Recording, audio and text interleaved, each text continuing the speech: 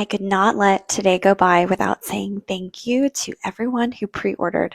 I mailed out over 200 book copies today, and they should be getting to you by Saturday or Monday, depending on priority or ground.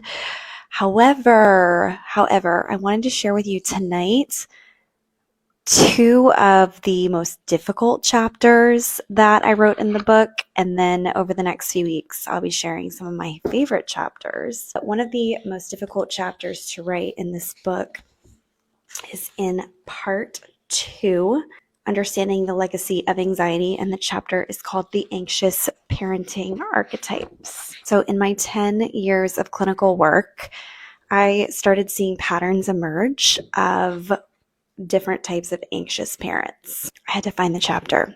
I started seeing patterns emerge, and I am calling these, you heard it here first, the anxious parenting archetypes.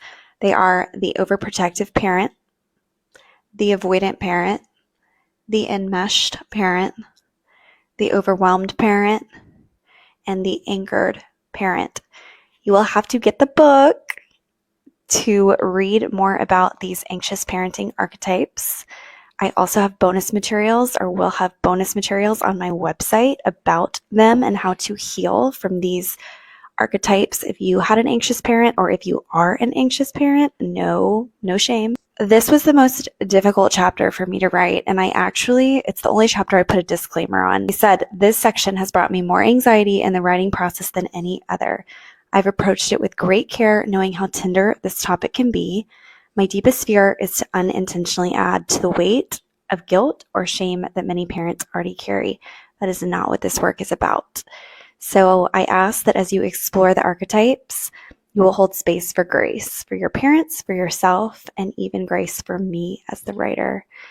So this chapter goes on to explore the anxious parenting archetypes, give case examples, and talk more about what this looks like in your kids, in legacy work, in generational anxiety, and then how to heal from these.